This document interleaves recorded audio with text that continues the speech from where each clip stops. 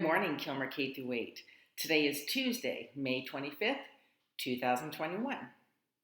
As you know, our core values are respect, responsibility, and empathy. Today we're focusing on responsibility. We are also focusing on our SEL strategy of being a positive leader. So one of the things that I wanted to mention is that we're kind of getting towards the end of the school year, and it can be easy to start getting off track because you're waiting for the summer.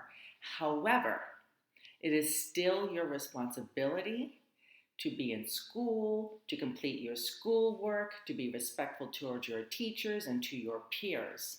Sometimes our friends can get us off task in class, and that's when you have to think to yourself and being that positive leader of what example do I want to make? How am I going to stand up and be a positive leader? Do I follow my friends who are getting me off track? Or do I say, you know what? Right now, my focus is on getting my work done. I hope you make the right choice and know it's time to get your work done in school. It's going to make you smarter. It's going to grow your brain. It's going to help prepare you for your future. There's always time for fun and games with your friends. And in May, we continue our Asian American History Month. So today I went to the internet to focus or to find things that are moments in history that may not be as well known. So I'm going to introduce you to this man. This is Wong Kim Ark. Okay, and I'm going to read a little bit about him. So he was a Chinese American born in San Francisco to Chinese parents in 1873. When he returned from a visit to China in 1895, the immigration authorities denied him entry into the United States, citing that there was a Chinese exclusion law that barred or prevented Asians from both immigration and U.S. citizenship. Wong, however, he asserted his right as a U.S. citizen to be permitted back into the country. Birthright citizenship is a product of the 14th Amendment of the Constitution that passed right after the Civil War.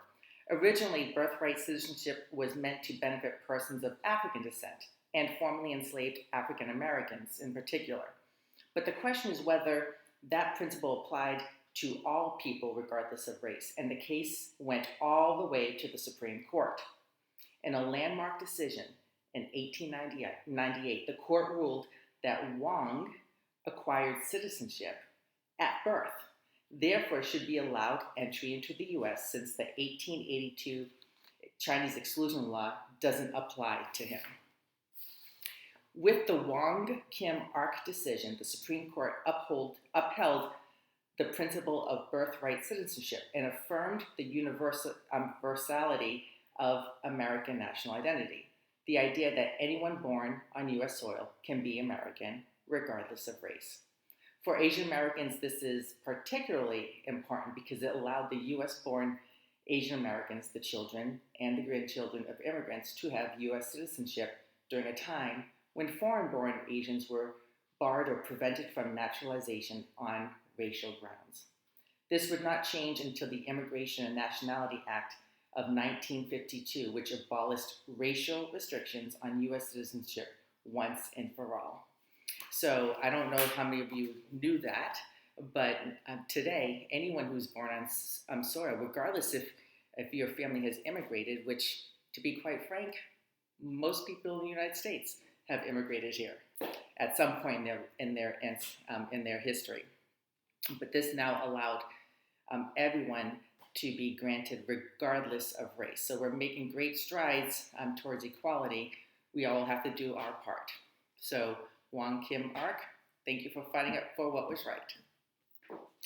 All right, so I did not want to share a word today, but I wanted to do a little grammar with you. So take a look at this sentence here. This says, the teacher gave homework to her and me, or her and I. What do you think it is? Well, here's the thing. A lot of people think it is her and I, right? But the right answer, or the correct answer, actually is her and me. So how can you remember that, right? So we know that we can say the teacher gave homework to her, but would you say the teacher gave homework to me? Yes. Now let's do the same thing with the other sentence. The teacher gave homework to her. The teacher gave homework to I. Does that make sense? So when in doubt, remove the other pronoun and see if it makes sense. So try that. Or you can say, the teacher gave homework to us. That works too. All right, a couple of jokes for you, and then we'll send you off on your day. So 2 jokes.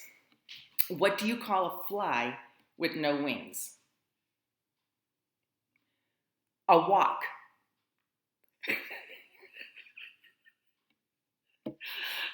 Okay. Why don't sharks eat clowns? Because they taste funny. All right. On that note, I don't know if you looked outside, but today is a beautiful day. So at recess, get out there, enjoy that fresh air after school, get outside. If you're at home, in school remotely, make sure you take your breaks and get outside and get that fresh air. It's a beautiful day. Make it a great one. I will see you next time.